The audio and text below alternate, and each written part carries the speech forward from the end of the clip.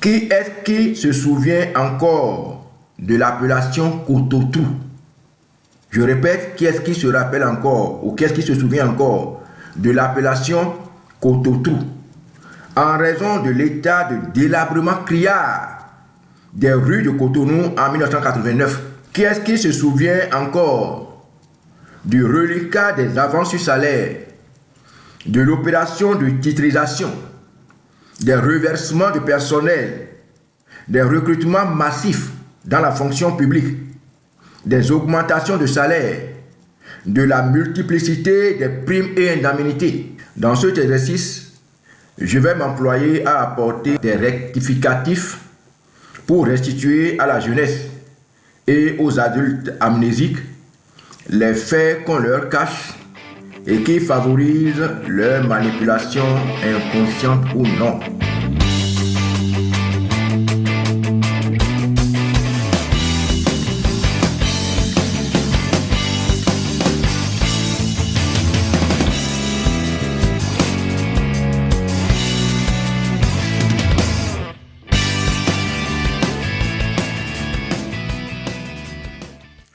En ce début d'année 2025, je vous renouvelle mes vœux les meilleurs. Paix, santé, bonheur, joie, foi et espérance. Nous étions en train d'analyser le discours du chef de l'État, discours qu'il a prononcé le 20 décembre 2024 devant l'Assemblée nationale. En raison des festivités de fin d'année, nous avons suspendu nos publications. Je vous reviens donc dans la quatrième partie de mon analyse que j'ai intitulée « Le poids de l'amnésie et de l'ignorance ». Vendredi 20 décembre 2024, devant les députés au Palais des gouverneurs à Porto-Novo, le chef de l'État du Bénin, Patrice Talon, a prononcé son discours sur l'état de la nation. C'est le discours le plus méprisant, le plus arrogant, le plus orgueilleux, le plus égoïste jamais prononcé par un président de la République au Bénin. Un discours qui se satisfait des lauriers fanés décernés par des organismes étrangers, ignorant des réalités économiques, sociales et politiques du pays. Une compilation d'économies de vérité. Si nous devons répondre au chef de l'État à la hauteur de l'affront fait à notre peuple, nous risquons de nous confondre à lui dans la démesure, dans l'indignité et dans la maladresse. Dans cet exercice, je vais m'employer à apporter des rectificatifs pour restituer à la jeunesse et aux adultes amnésiques les faits qu'on leur cache et qui favorisent leur manipulation inconsciente ou non. La première cause de la souffrance du peuple béninois sous le régime du président Patrice Talon demeure l'ignorance de la jeunesse et l'amnésie des adultes. Mais au-delà de M. Patrice Talon, c'est la classe politique, toutes tendances confondues, qu'il faut accuser. Cupide, amoureux de l'argent, sans vertu et sans dignité, elle s'accommode de toutes les humiliations, en quête de petits plats de lentilles.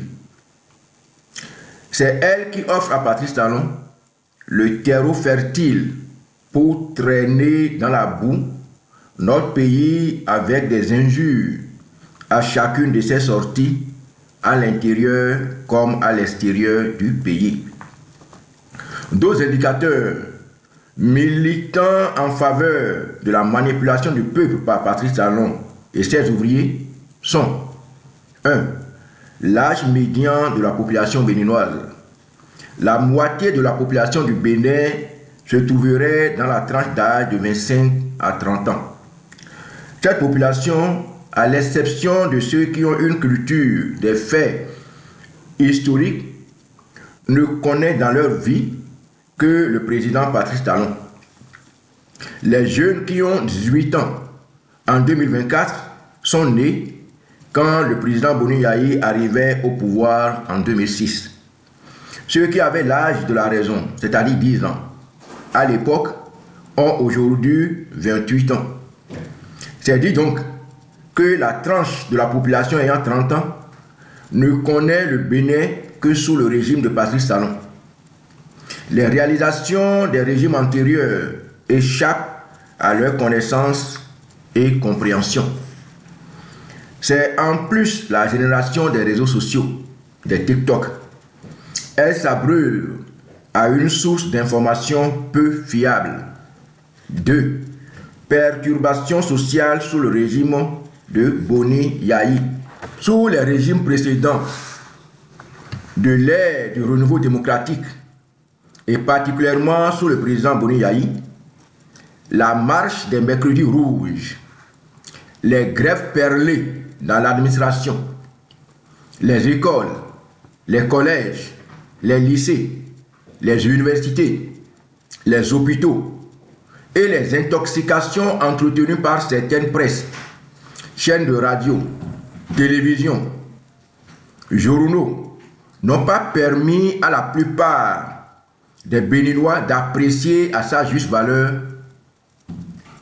le travail abattu par le régime de Yayi. Les réalisations et efforts du régime précédent dans tous les domaines, ainsi que l'amélioration des conditions de travail et de vie des fonctionnaires et du bas peuple, au point où certains sont aujourd'hui surpris d'apprendre que les chantiers dont le régime Talon se vante sont hérités du régime précédent. Quand Yayi est venu, il y avait 300 millions dans les caisses de l'État. Ça avait fait beaucoup de scandales.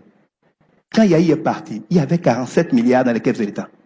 C'est des chiffres. Ça fait des années que les fonctionnaires, depuis, je sais pas, les 7 ans de PAPB là, il y avait des arrêts de salaire non payés, non? C'est pas Yayi qui a fait titrisation et qui a remboursé les gens en plusieurs fois avec des montages Ecobank, quoi, il y avait Swaga et consort, et on a payé les gens ici? Ou bien, les gens n'avaient pas des arrêts de 7 ans ou de 7 mois de salaire qu'on avait oublié, c'est pas Yayi qui avait les payer? Quand Yayi est parti avec combien d'arrêts de salaire? Alors, aujourd'hui, à tous les carrefours, vous avez trop de policiers sans lui-même. Il a recruté des milliers de policiers. Aucun président n'a fait pour le Bénin ce que Yayi a fait. 3. Les réseaux sociaux. Le régime de la rupture a recruté des centaines de nationaux et d'étrangers qui sont en permanence sur la toile pour la communication et l'intoxication. Certaines anciennes réalisations, comme les échangeurs par exemple, sont présentées dans les flyers publicitaires touristiques comme les œuvres du président Patrice Talon. Du coup, beaucoup sont emballés.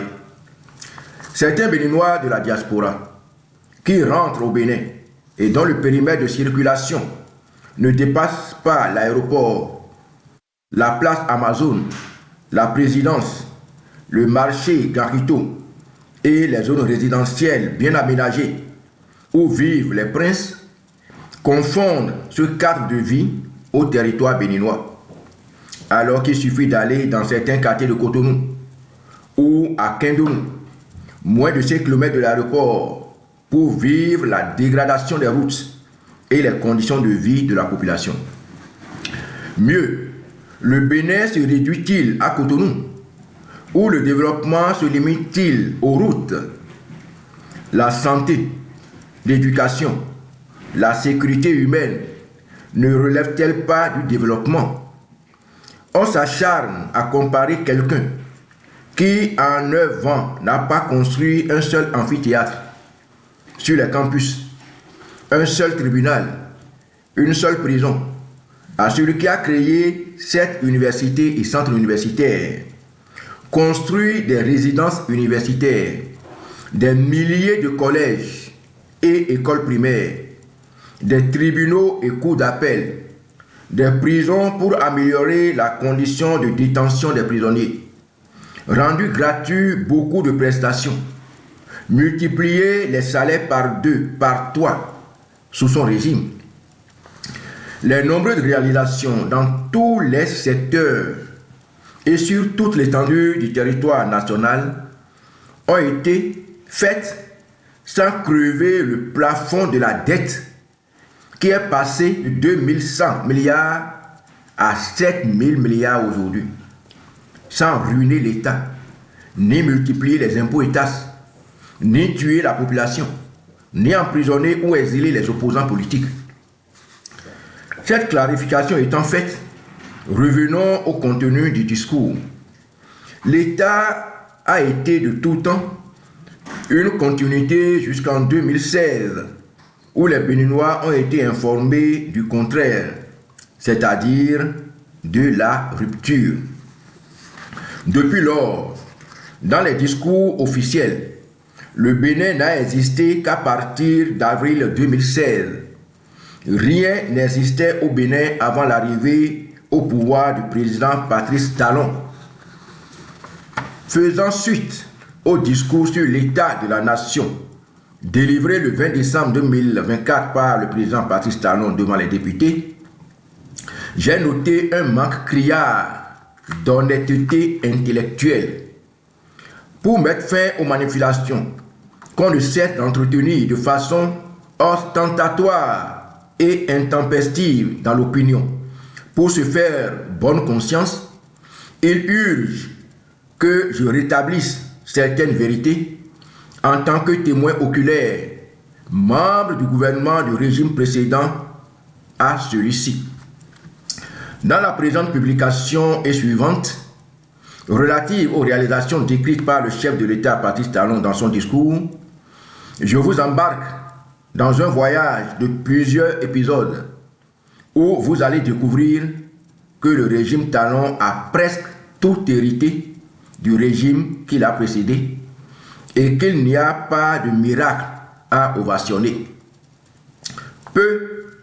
Très peu de projets relèvent de l'initiative propre du régime Talon, malgré la dette colossale contractée au nom du pays dans son dos et à l'insu des députés. La dette du Bénin s'élèverait théoriquement à plus de 7000 milliards en 2023, alors qu'elle n'était que de 2010 milliards en 2016. Dans le discours du 20 décembre 2024, le seul indicateur de mesure de satisfaction du peuple béninois, chanté en refrain par le président Talon, demeure les notations de certains organismes étrangers qui ignorent tout du vécu des Béninois, sauf les hôtels de rêve construits avec les impôts des Béninois pour le compte de particuliers dans lesquels ils sont logés, nourris et blanchis. Le même traitement est fait aux influenceurs et activistes, médias étrangers, avant de les embarquer à bord des avions retour avec de gros cadeaux pour faciliter la communication dans les réseaux sociaux avec des Photoshop. Plus de 10 fois, le chef de l'État a cité dans son discours les classements d'organismes étrangers en déphasage total avec les conditions de vie des Béninois. Loin de moi de penser que le président Patrice Talon n'a rien fait à la tête de l'État béninois, mais l'on exagère en racontant qu'il a travaillé plus que tous les anciens présidents, surtout en matière d'infrastructures routières, en nous rabâchant les oreilles avec des réalisations fantasmatiques. Qui est-ce qui se souvient encore de l'appellation Cototou? Je répète, qui est-ce qui se rappelle encore ou qui est-ce qui se souvient encore de l'appellation Cototou en raison de l'état de délabrement criard des rues de Cotonou en 1989, de la banqueroute, des mois de salaire, pensions et bourses impayées avant l'avènement du président Nicéphore Soglo? Qui est-ce qui se souvient encore du reliquat des avances sur salaire, de l'opération de titrisation, des reversements de personnel des recrutements massifs dans la fonction publique, des augmentations de salaire, de la multiplicité des primes et indemnités à l'arrivée du président Boni Yayi au pouvoir. Sans me lancer dans le bilan des réalisations sous le président Boni Yayi, je voudrais simplement rappeler quelques cas de proximité. En effet, les jeunes âgés de 30 ans ne savent pas, et les adultes amnésiques ont déjà oublié qu'en 2006, au moment où le président Boni Yayi prenait le pouvoir, que pour rallier Abomey Calavi en quittant Cotonou, ça fait seulement 18 km, le soir après la sortie des fonctionnaires, l'on dormait presque sur la voie, totalement dégradée et impraticable. Pour aller dans le Zou ou dans le nord du pays, l'on était obligé de faire le tour par Porte-Nouveau, Kétou, Mouéry, Kove, Boycon. La route d'Akasato-Boycon, long de 100 km, était totalement impraticable. Que les habitants de la vallée ne pouvaient facilement quitter Missérété, Ambou, Adjong, Bonou, Péripo, la route étant totalement inaccessible. Les Béninois ont oublié tout ça déjà.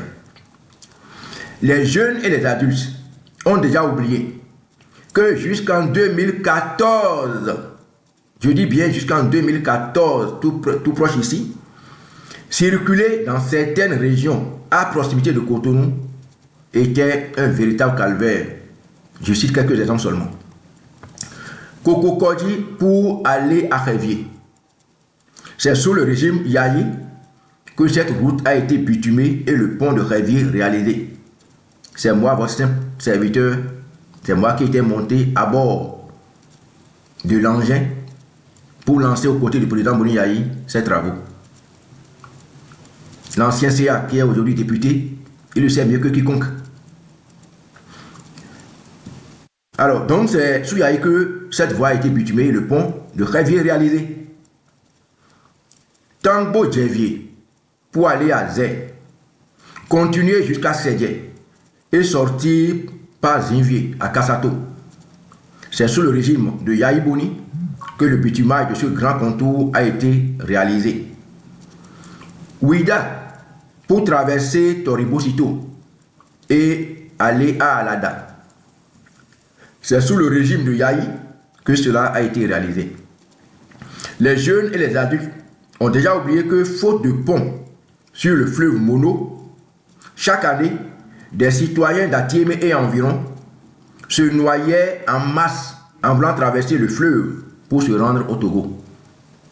Combien sont-ils à se souvenir encore de l'état de la route à Kassato-Boycon en 2006 et la misère qu'on y vivait et le nombre d'accidents enregistrés avec d'énormes pertes matérielles et en vie humaine. Catastrophe, cauchemar, lenteur, souffrance, tels sont les mots qui caractérisaient la route inter-État à Kassato-Boycon. Le jeudi 16 janvier 2014, tel un messie apportant la bonne nouvelle à son peuple, le chef de l'État, le docteur Thomas Boni Yayi, a procédé au lancement des lots 2 et 3 qui consacrent la reconstruction intégrale de la route à Kassato-Boycon. Il s'agit de la construction de la route à Kassato-Boycon. Dégradée depuis plusieurs années, elle aurait été une source d'anxiété et de déception pour tous. Elle aura été, depuis des années maintenant, le cauchemar des Béninois et des frères des pays de Nigeria. Elle aura été le bourreau des voitures et des chauffeurs. Elle aura semé le deuil et la désolation d'un bon nombre de familles au Bénin. Le régime défunt a travaillé dans tous les secteurs et dans toutes les villes du Bénin du nord au sud. Aucun président n'a fait pour le Bénin ce que Yayi a fait. Écrivez ça, vous le verrez. Il a triplé le salaire de certains, les magistrats, les enseignants, les médecins. Il a équipé, il a fait des routes, il a construit des écoles, gratuité de la césarienne, microfinance. Il a un bilan extraordinaire. Et il est plus travailleur que tous les chefs d'État réunis. Il était sur tous les fronts à la fois pendant 10 ans, de manière infatigable. Il faut apprendre à être honnête. Tant que ce pays-là ne sera pas honnête, nous souffrirons. Parce que l'ingratitude crée toujours des problèmes. Je ne voudrais pas vous fatiguer avec le bilan des réalisations. Mais à titre indicatif, peut-on ou doit-on oublier les aménagements de rues et routes à Porte-Nouveau, du pont à la place Toffa, du pont en passant par la devanture de la résidence du président Adrien Oubédi par exemple, le boulevard du Cinquantenaire, la route Porte-Nouveau-Igolo, les routes du stade de l'Amitié à Fifadi, avec son pont, continuant jusqu'à Ologede, Carrefour Marina, la route Sika Toyota, Étoile Rouge, Dantopa, la route Sika Toyota, Ruigo, avec son échangeur, continuant jusqu'à l'église Bon Pasteur, la route aéroport Place des Martyrs, Présidence CNHU, Carrefour ETB, Carrefour 3 Banques, Ganrito, les grands aménagements de routes, de rues à Akpakpa, la traversée de Parakou, le marché de la ville, la traversée de Natitengou, les aménagements de rues à Djougou, les aménagements de rues à Ouida, la route Godomé, Paou, Ouida, frontière Togo, la route Posotomé, Zungbonu, Poyogbe, la route Komé, Posotomé, la route Komé, Lokosa. C'est l'entreprise Eboma Fessa qui a été retenue pour la réhabilitation de la route Komé Lokosa Dogbo avec la bretelle Zunkwe à Tiémé, frontière du Togo. Il s'agit d'une voie devenue quasiment impraticable, occasionnant des accidents et des pannes de véhicules. Sensible aux souffrances des usagers et des populations du Monokoufo, le président Boni Yaya a négocié et obtenu le financement de la réhabilitation de cette route grâce à la Banque ouest-africaine de développement, en association avec d'autres banques commerciales et l'apport du budget national. Près de 43 milliards 800 millions de francs CFA ont été mobilisés pour la construction de cette route Komé Lokosa Dogbo, plus la bretelle Zunkwe à Tiémé, frontière du Togo, longue de 71 km. Grande était donc la joie des populations, une joie partagée par le maire de Lokosa. La grande joie qui m'anime trouve sa raison d'être dans la réponse qu'apporte le président de la République aux cris de détresse des usagers de la voie dénommée Kolodo, Komé Lokosa Dogbo en général, et ceux des populations des départements du Mono et du Koufo en particulier. Par le charisme de son Excellence, président de la République, le docteur Thomas Boni Yayi, le rêve officiellement est en train progressivement de se réaliser. Les aménagements programmés visent essentiellement à pourvoir la route Komé Lokosa Dogbo et la bretelle Zunkwe à Tiémé, frontière du Togo, d'un revêtement bitumineux. Ce revêtement bitumineux sera en fonction des études déjà réalisées. Le partenaire principal, la BOAD, se réjouit de ce partenariat sud-sud stratégique pour le développement du Bénin. La route d'Assassavalou, les aménagements de rues à Boycon, Aboumé, etc. Je pourrais multiplier les exemples. Chers amis, suivez-moi dans la 5e partie. A bientôt, que le Seigneur vous bénisse. Votre serviteur Gérontin Agossou Valentin.